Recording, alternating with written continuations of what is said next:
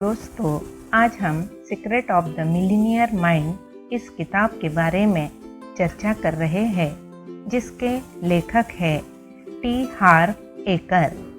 क्या आपको कभी इस बात पर हैरानी हुई है लोग आसानी से अमीर क्यों बन जाते हैं, जबकि बाकी लोग जिंदगी भर आर्थिक मुश्किलों में फंसे रहते हैं? क्या ये अंतर उनकी शिक्षा, बुद्धि, योग्यता, टाइमिंग, काम की आदतों, संपर्कों, किस्मत या नौकरी, बिजनेस अथवा निवेश के चुनाव के कारण होता है? सदमे भरा जवाब है, इनमें से किसी भी कारण नहीं होता है। अपनी जबरदस्त पुस्तक secrets of the millionaire mind में टी हार्व एकर ये दावा करते हैं, 5 मिनट में मैं बता सकता हूँ कि भविष्य में आपके पास कितनी दौलत होगी। एकर आपके धन और सफलता के ब्लूप्रिंट को पहचान कर ये काम करते हैं। हम सभी के अवचेतन मन में धन का व्यक्तिगत ब्लूप्रिंट होता है और हमारे वित्तीय जीवन पर सबसे ज़्यादा प्रभाव इसी का पड़ता है। आप मार्केटिंग, सेल्स, सौदेबाजी, शेयर बाजार, रियल एस्टेट और वित्त की दुनिया के बारे में चाहे सब कुछ जानते हो, लेकिन अगर आपका धन का ब्लूप्रिंट सफलता के उच्च स्तर के लिए निर्धारित नहीं है, तो आपके पास कभी ज़्यादा पैसा नहीं रहेगा। और अगर किसी कारण रहा भी, तो शायद आप उसे जल्दी ही गवा देंगे। अच्छी बात यह है कि अब आप स्वाभाविक और सहज सफलता उत्पन्न करने के लिए अपने धन के ब्लूप्रिंट को दोबारा निर्धारित कर सकते हैं। Secrets of the millionaire mind में दरअसल एक नहीं 2 पुस्तकें हैं। पहला खंड ये स्पष्ट करता है कि आपके धन का ब्लूप्रिंट कैसे काम करता है। टी हार्व एकर का बुद्धिमत्तापूर्व सलाह, हास्य और भावनात्मक प्रबलता के असाधारण तालमेल से हम सीखेंगे कि हमारे बचपन के प्रभाव ने हमारी आर्थिक तकदीर को किस तरह तय किया है, और ये भी सीखेंगे कि अपने खुद के धन के ब्लूप्रिंट को कैसे पहचानना है और इसे कैसे बदलना है, ताकि हम सिर्फ सफलता ही न पा सके, बल्कि इससे भी ज़्यादा महत्वपूर्ण इसे कायम रख सके और लगातार इस सफलता का विस्तार कर सके। लेखक T हार्व acre secret of the millionaire mind में लिखते हैं, मेरे सेमिनारों की शुरुआत में लोगों को झटका लगता है जब मैं उनसे ये कहता हूँ, मेरे एक भी शब्द पर भरोसा मत करना। मैं ये सुझाव क्यों देता हूँ? क्योंकि मैं सिर्फ अपने अनुभव से ही बोल सकता हूँ। मैं जो भी अवधारणाएं और ज्ञान के विचार बताता हूँ, वे अपने आप में सच, झूठ, सही या गलत नहीं है। मैं तो बस इतना बताता हूँ कि इन सिद्धांतों पर चलने से मुझे और मेरे हजारों विद्यार्थियों को जीवन में जो आश्चर्यजनक परिणाम मिले, उस बारे में। बहरहाल, मुझे पूरा यकीन है कि अगर आप इस पुस्तक में दिए हुए सिद्धांतों का प्रयोग करेंगे, तो आपके जीवन में भी परिवर्तन आ जाएगा। इस पुस्तक को सिर्फ मनोरंजन के लिए ना पढ़े, इसे इस तरह पढ़े मानो आपकी जिंदगी इस पर ही निर्भर है। फिर आप अपने जीवन में इन सिद्धांत को आजमा कर देखें। जो सिद्धांत आपके लिए कारगर साबित हो, उसे जारी रखें, और जो कारगर साबित ना हो, उसे छोड़ दे। जाहिर है, इस मामले में मैं पूर्वग्रह का शिकार हो सकता हूँ, लेकिन मेरा मानना है कि धन के मामले में यह आपके द्वारा पढ़ी गई सबसे महत्वपूर्ण पुस्तक हो सकती है। लेखक कहते हैं, मैं जानता हूँ कि यह बड़बोलापन लग सकता है, लेकिन सच्चाई तो ये है कि यह पुस्तक सफलता की आपकी इच्छा और उसकी प्राप्ति के बीच की खोई हुई कड़ी के बारे में बताती है, जैसा शायद आप अब तक की जिंदगी में जान चुके होंगे। इच्छा और उपलब्धि के बीच बहुत बड़ा फासला होता है। लेखक आगे कहते हैं, बेशक आपने दूसरी पुस्तकें भी पढ़ी होगी, सीडी टेप सुने होंगे, कई कोर्सों में गए होंगे और रियल एस्टेट, शेयर बाजार या बिजनेस के क्षेत्र में अमीर बनने की बहुत सी तकनीकें सीखी होगी। लेकिन क्या हुआ? ज़्यादातर लोगों के मामले में ज़्यादा कुछ नहीं हुआ। उनमें तो बस थोड़े समय के लिए ऊर्जा की एक लहर आई और उसके बाद वे जल्दी ही अपनी पुरानी स्थिति में लौट गए। आखिरकार एक जवाब मिल गया। यह सरल है, यह नियम है, आप इसे गलत साबित नहीं कर सकते। असल बात यह है, अगर आपके अवचेतन मन का वित्तीय ब्लूप्रिंट सफलता पाने के लिए निर्धारित नहीं है, तो आप चाहे जितना भी सीख ले, चाहे जितना भी जान ले, चाहे जो भी कर ले, किसी चीज़ से ज़्यादा फर्क नहीं पड़ेगा। लेखक कहते हैं, इस पुस्तक के पन्नों में हम आपके सामने यह रहस्य खोलेंगे कि कुछ लोगों का अमीर बनना और बाकी लोगों का गरीब बने रहना क्यों तय होता है। आप सफलता, दोयमता या वित्तीय असफलता के मूल कारणों को समझेंगे। जाहिर है, इसके बाद आप अपने भविष्य को बेहतर बनाने की प्रक्रिया शुरू कर सकते हैं। इस पुस्तक में आपको यह जानकारी भी मिलेगी कि बचपन में हम पर पड़े प्रभाव किस तरह हमारा वित्तीय ब्लूप्रिंट तैयार करते हैं और हमें असफलता दिलाने वाले विचारों तथा आदतों की ओर ले जाते हैं। इस पुस्तक में कुछ सशक्त घोषणाएं बताई है जिनकी मदद से आप अपने दिमाग के भीतर रखी बेकार की दौलत की फाइलों को बदल सके, ताकि आप भी अमीरों की तरह सोच सके और सफल हो सके। इस पुस्तक में आप अपनी आमदनी बढ़ाने और दौलत बढ़ाने की व्यवहारिक कदम दर कदम रणनीतियाँ भी सीखेंगे। लेखक आगे कहते हैं, इस पुस्तक के खंड 1 में हम स्पष्ट करेंगे हम में से हर व्यक्ति को पैसे के बारे में सोचने और काम करने के लिए किस तरह कंडीशन किया गया है। यहाँ हम धन के मानसिक ब्लूप्रिंट को बदलने की 4 मुख्य रणनीतियों की रूपरेखा भी बताएंगे। खंड 2 में हम यह जांच करेंगे कि पैसे के बारे में अमीर, मध्यवर्गीय और गरीब लोगों की सोच में क्या अंतर होता है। यहाँ हम 17 दृष्टिकोण और तरीके बताएंगे जिनसे आपकी आर्थिक स्थिति हमेशा के लिए बदल जाएगी। पूरी पुस्तक हम अपने हजारों विद्यार्थियों से मिले पत्र और ईमेल्स के चुनिंदा उदाहरण भी देंगे जिन्होंने the millionaire mind intensive seminar में भाग लेने के बाद अपने जीवन में जबरदस्त सफलता हासिल की है। लेखक कहते हैं, तो मेरा अनुभव क्या है? मैं कहाँ से आ रहा हूँ? क्या मैं हमेशा से सफलता? काश ऐसा ही हुआ होता। आप में से कई लोगों की तरह मुझ में भी बहुत सी क्षमता नजर आती थी, लेकिन परिणाम नजर नहीं आते थे। मैंने दुनिया की तमाम पुस्तकें पढ़ी, तमाम टेप सुन डाले, हर सेमिनार में गया। मैं वाकई सफल होना चाहता था। मुझ में सफल होने का जुनून था। हालांकि मैं नहीं जानता था कि मैं सचमुच क्या चाहता हूँ। क्या यह धन की चाहत थी, स्वतंत्रता की चाहत थी, कुछ हासिल करने का एहसास था? लेखक आगे लिखते हैं, जी तोड़ मेहनत करने के बाद भी मैं कंगाल बना हुआ था। मुझे कंगाली का भयंकर रोग था। मैंने मुनाफे की चीज के बारे में सुना तो था, लेकिन यह मुझे कभी नहीं दिखी। उस वक्त मैं सोचा करता था, काश मुझे सही बिजनेस मिल जाए, सही घोड़ा पहचान में आ जाए तो मैं कामयाब हो जाऊंगा। लेकिन मैं गलत था। कोई चीज काम नहीं कर रही थी, कम से कम मेरे लिए। और उस वाक्य के आखिर हिस्से ने आखिरकार मुझे भीतर तक हिला दिया। मैं सोचने लगा कि मैं जिस बिजनेस में था उसमें बाकी लोग सफल हो रहे थे, फिर मैं क्यों कड़का था? श्रीमान क्षमतावान की हालत खराब क्यों थी? इसलिए मैंने गंभीरता से चिंतन किया। मैंने अपनी असली धारणाओं की जांच की और ये पाया कि हालांकि मैं कहता जरूर था कि मैं सचमुच अमीर बनना चाहता हूँ, लेकिन इसे लेकर मेरे मन में कुछ चिंताएं थी जिनकी जड़ें बहुत गहरी थी। मैं दरअसल बहुत डरा हुआ था इस बात से कि मैं असफल हो सकता हूँ, या इससे भी बुरी बात यह कि सफल होने के बाद अपनी सारी दौलत गंवा दूंगा, जिससे मैं सचमुच मूर्ख साबित हो जाऊंगा। इस तरह मैं अपनी उस छवि को भी मटियामेट कर डालूंगा जो लोगों में मेरे प्रति बनी हुई थी।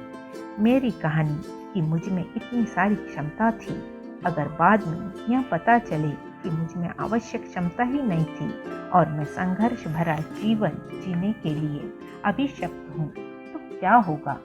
लेखक कहते हैं, किस्मत की बात देखिए कि उसी मोड़ पर डैडी के एक बहुत अमीर दोस्त ने मुझे कुछ सलाह दी। मेरे माता पिता के घर लड़कों के साथ ताश खेलने वे आए थे और उन्होंने गुजरते समय मुझे देख लिया। ये तीसरी बार था जब मैं अपने माता पिता के घर रहने आया था और मैं सबसे निचले दर्जे की जगह यानी बेसमेंट में रह रहा था। मुझे लगता है कि डैडी ने मेरे दुख भरे जीवन के बारे में उनसे शिकायत की थी, क्योंकि मुझे देखते समय उनकी आंखों में उसी तरह की सहानुभूति थी जैसे आमतौर पर अंत्येष्टि के समय शोक संतप्त परिजनों के लिए होती है। उन्होंने कहा, हार्व, मेरी शुरुआत भी कुछ ऐसी ही थी जैसी कि तुम्हारी है, पूरी तरह तबाही। बहुत बढ़िया, मैंने सोचा। इससे मुझे बहुत बेहतर महसूस हुआ। मुझे उन्हें जता देना चाहिए कि मैं व्यस्त हूँ दीवार से उखड़ते पेंट को देखने में। उन्होंने आगे कहा, लेकिन फिर मुझे कुछ सलाह मिली जिसने मेरी जिंदगी को बदल दी और मैं तुम्हें भी वही सलाह देना चाहूँगा। ओह नहीं, फिर से पिता पुत्र का भाषण आ गया। हालांकि यह आदमी तो मेरा पिता भी नहीं है। आखिरकार उन्होंने कहा, हार, अगर तुम अपनी इच्छा के अनुरूप सफल नहीं हो पा रहे हो तो इसका मतलब सिर्फ यह है कि कोई ऐसी चीज है जो तुम नहीं जानते हो। उस वक्त मैं बहुत ढीठ युवक था, इसलिए मैं सोचता था कि मैं हर चीज के बारे में बहुत कुछ जानता था, लेकिन अफसोस मेरा बैंक अकाउंट तो कुछ और ही कह रहा था। तो आखिरकार मैं उनकी बात सुनने लगा। उन्होंने आगे कहा, क्या तुम जानते हो कि ज़्यादातर अमीर लोग काफ़ी हद तक एक जैसे तरीकों से सोचते हैं। मैंने कहा, नहीं, मैं दरअसल इस बारे में कभी सोचा ही नहीं। इस पर उन्होंने जवाब दिया, ये सटीक विज्ञान तो नहीं है, लेकिन ज़्यादातर मामलों में अमीर लोग एक खास तरीके से सोचते हैं और गरीब लोग बिल्कुल अलग तरीके से सोचते हैं। सोचने के इन तरीकों से उनके काम तय होते हैं और कामों से परिणाम तय होते हैं। उन्होंने आगे कहा, अगर तुम इसी तरह सोचो जिस तरह अमीर लोग सोचते हैं और वही काम करो जो अमीर लोग करते हैं, तो क्या तुम्हें यकीन है तुम भी अमीर बन सकते हो? मुझे याद है कि मैंने कमजोर आत्मविश्वास के साथ जवाब दिया था, लगता तो ऐसा ही है। इसके बाद उन्होंने कहा, तो तुम्हें बस अमीर लोगों के सोचने के तरीके की नकल करनी है। लेखक कहते हैं, मैंने संदेह से पूछा, तो इस वक्त आप क्या सोच रहे हैं? उनका जवाब था, मैं सोच रहा हूँ अमीर लोग अपने वादे निभाते हैं और मुझे इस वक्त तुम्हारे डैडी से किया वादा निभाना है। वे लोग मेरा इंतजार कर रहे हैं, मिलते हैं। हालांकि वे तो बाहर चले गए, लेकिन उनकी बातें मेरे दिल में उतर गई। दूसरी कोई भी चीज मेरे जीवन में काम नहीं कर रही थी, इसलिए मैंने सोचा कि कुछ नया करने में क्या हर्ज है। मैं पूरे दिल से अमीर लोगों और उनके सोचने के तरीकों के अध्ययन में जुट गया। मस्तिष्क की अंदरूनी कार्यविधि के बारे में मैं जितना सीख सकता था मैंने सीखा। बहरहाल मैंने अपना पूरा ध्यान मूलतः धन और सफलता के मनोविज्ञान पर केंद्रित किया। मैंने पाया कि ये सच था, अमीर लोग दरअसल गरीब और मध्य वर्गीय लोगों से अलग तरीके से सोचते हैं। अंततः मेरी समझ में आने लगा कि मेरे विचार मुझे किस तरह दौलत से दूर रख रहे हैं। इससे भी ज़्यादा महत्वपूर्ण बात यह थी कि मैंने कई सशक्त तकनीकें और रणनीतियाँ सीखी, जिनका इस्तेमाल करके मैंने अपने दिमाग की दोबारा कंडीशनिंग की ताकि मैं अमीर लोगों की तरह सोच सकूं। लेखक कहते हैं, आखिरकार मैंने कहा, इस बारे में उठापटक बहुत हो गई, अब जरा इसे परख भी लिया जाए। मैंने एक और नया बिजनेस शुरू करने का फैसला किया। क्योंकि सेहत और व्यायाम में मेरी खासी दिलचस्पी थी, इसलिए मैंने उत्तर अमेरिका में एक रिटेल फिटनेस स्टोर खोला, जो वहाँ खुले ऐसे शुरुआती स्टोर्स में से एक था। मेरे पास नाम मात्र को भी पैसा नहीं था, इसलिए बिजनेस शुरू करने के लिए मुझे अपने वीजा कार्ड से $2000 उधार लेने पड़े। मैंने अमीर लोगों की मॉडलिंग से जो सीखा था मैं उसका इस्तेमाल करने लगा। मैं उनकी कारोबारी और चिंतन दोनों तरह की रणनीतियों पर अमल करने लगा। मैंने सबसे पहले काम ये किया कि मैं अपनी सफलता के लिए समर्पित हो गया और जीतने के लिए खेलने लगा। मैंने कसम खाई कि मैं इस काम पर पूरा ध्यान केंद्रित करूंगा और इस बिजनेस को छोड़ने के बारे में नहीं सोचूंगा जब तक मैं मिलीनियर या इससे ज़्यादा नहीं बन जाऊं। यह मेरी पुरानी कोशिशों से बिल्कुल ही अलग नजरिया था, क्योंकि पहले मेरी सोच हमेशा अल्पकालीन रहती थी, इसलिए मेरा ध्यान अच्छे अवसरों या मुश्किलों के सामने आने पर भटक जाता था। लेखक कहते हैं, जब भी मेरे मन में नकारात्मक या हानिकारक विचार आए, मैं उन्हें चुनौती देने लगा। पहले मैं यह मानता था कि मेरे मस्तिष्क की कही हर बात सच है। बहरहाल मैं कई तरह से ये जान चुका था कि दरअसल मेरा मस्तिष्क ही सफलता की राह में मेरी सबसे बड़ी बाधा था। मैंने फैसला किया कि मैं ऐसे विचारों को अपने मस्तिष्क में घुसने ही नहीं दूंगा जो मुझे दौलत के सपने साकार करने की शक्ति नहीं देते हैं। मैंने हर उस सिद्धांत का इस्तेमाल किया जो आप इस पुस्तक में सीखने जा रहे हैं। क्या उससे काम बना? ओह बिल्कुल बना, और क्या खूब अच्छा बना। वह बिजनेस इतना सफल हुआ कि सिर्फ 2.5 साल में मैंने 10 स्टोर और खोल लिए। फिर मैंने फॉर्च्यून 500 सूची में शामिल एक कंपनी को अपनी कंपनी के आधे शेयर $16 लाख में बेच दिए। उसके बाद मैं खुशगवार गर्म मौसम वाले सैन डिएगो में रहने लगा। अपनी रणनीतियों को परिष्कृत करने के लिए मैंने 2 साल की छुट्टी ली और फिर व्यक्तिगत व्यावसायिक परामर्श देने के बिजनेस में उतर गया।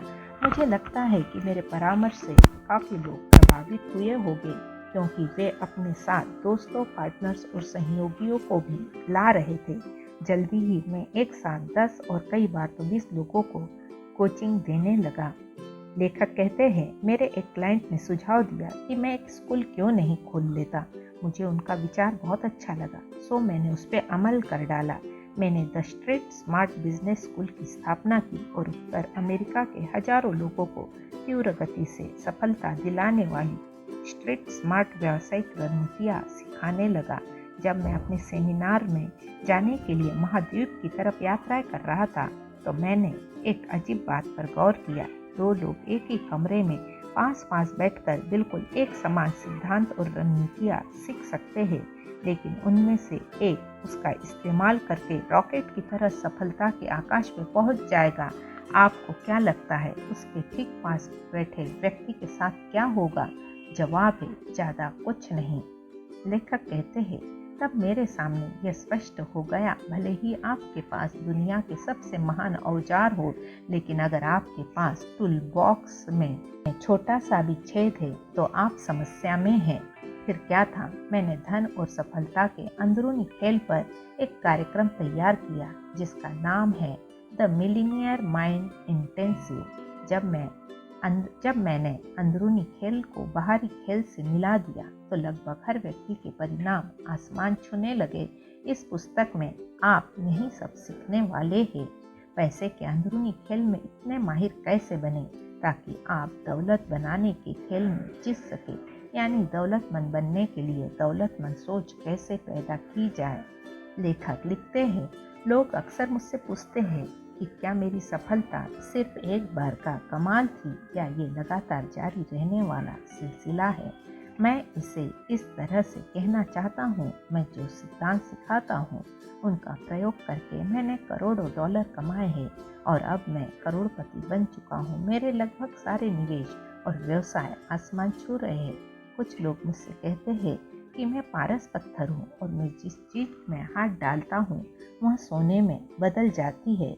वे सही कहते हैं, लेकिन शायद उन्हें यह एहसास नहीं है कि मेरे पारस पत्थर होने का सीधा सा मतलब यह है कि मेरे दिमाग में सफलता के लिए निर्धारित वित्तीय ब्लूप्रिंट है।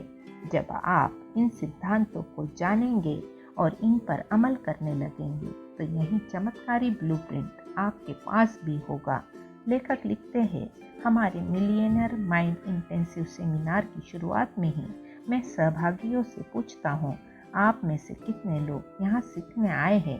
यह थोड़ा चालाकी भरा सवाल है, क्योंकि जैसा लेखक जॉश बिलिंग्स ने कहा था, हम जो नहीं जानते हैं वह हमें सफल होने से नहीं रोकता है। इसकी बजाय हम जो जानते हैं वह अगर गलत हो तो हमारी सबसे बड़ी बाधा वही होता है। ये पुस्तक सीखने के बारे में उतनी नहीं है जितनी कि भुलाने के बारे में है।